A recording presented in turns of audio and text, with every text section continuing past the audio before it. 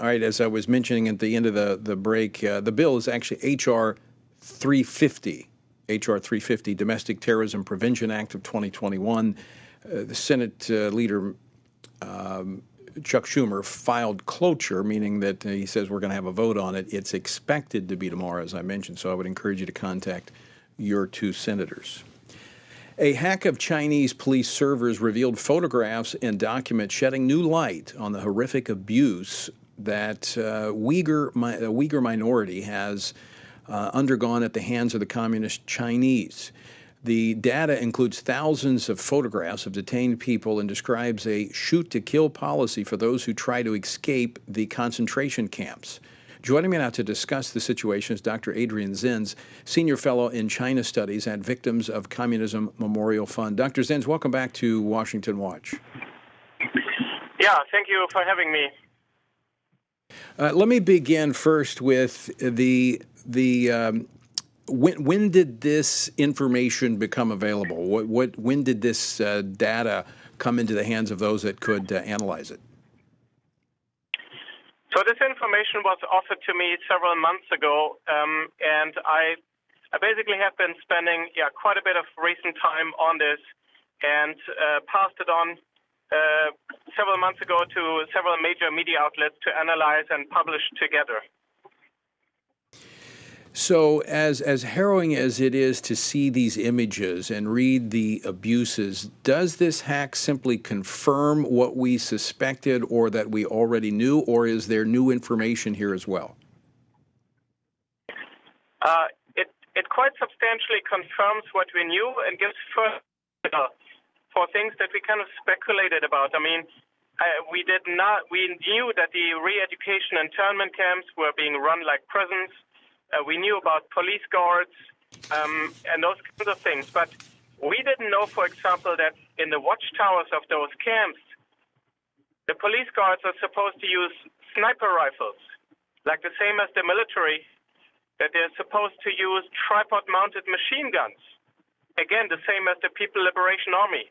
We also didn't know that Xi Jinping personally, upon hearing that the internment camps were overcrowded in 2018, personally ordered the recruitment of more prison guards, more camp guards, in the construction of additional camps, personally.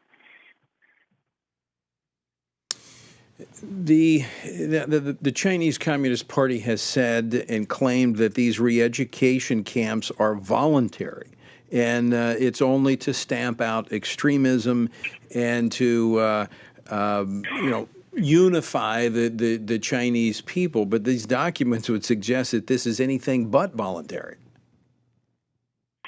The documents show that people are being rounded up by police on trumped-up charges, basically simply because they're Uyghur or because they practice Islam. They show that the leader, the party secretary, Chen Quanguo of Xinjiang, personally ordered, if Uyghurs are being arrested, you got to arrest them as if they're hardened criminals. You put on handcuffs, you put on shackles, you put on a blindfold. If they try to run away, even make a few steps, you go and shoot them. Dr. Zenz, how do you think the Chinese government will respond to this latest leak of sensitive information? The Chinese government was asked for comment, and they gave a very generic response that didn't respond to any of the details. They gave the same response that they give to any accusation, any confrontation with new evidence, saying that people in Xinjiang are happy. And basically, their response is designed to not give away information. So they don't try to either acknowledge or deny the new evidence. They just say it's made up, and but they're not specific. They're not being specific. And I think it's a clear strategy because they're just trying to cover up what they're doing. So Dr. Zenz, in response to this latest round of documents, this is the second or third batch, I think, that has hit the media. Several foreign governments are speaking up about this. The UK Foreign Minister Liz Truss said that we remain committed to holding China to account. Now, what does that look like? Are we seeing these foreign governments collectively holding China accountable for these abuses that we now know are happening? That's been a real problem, to be honest, and especially European governments have long been very hesitant to say anything, and they have also often been hesitant to make joint statements with the United States. At the United Nations, over 22 countries wrote a letter outlining the abuses and calling for accountability. These were all Western countries. Now, not enough has been done in that respect. The U.S. has been relatively outspoken, except for a lull last year when they were hoping to get China over for a climate change agreement, which did not work out. But it's very good to see governments finally speaking up. The U.S. has been relatively outspoken by comparison.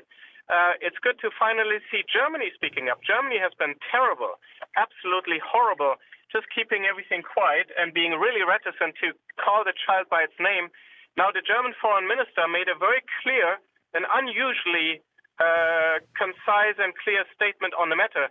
So I'm very much hoping we're going to see some progress. But I think those governments still have a way to go to work together and to unite and make it and impose stronger consequences on the Communist Party for what they're doing.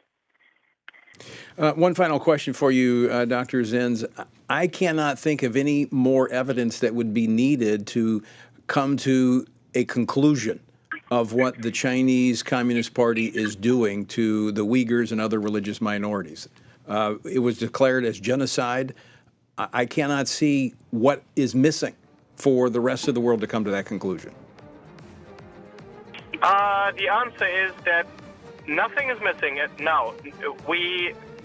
Before we had documents, we had witness accounts, we had satellite images, but now we have images. We have the images, and I think this image material was probably the total smoking gun type evidence that we did not have, and now we do. So now there's nothing at all missing. And any country, especially the Muslim countries, who are being quiet, it's very, very sad. Dr. Adrian Zenz, thank you for your work on this, and thanks for joining us today on Washington Watch. Thank you for having me.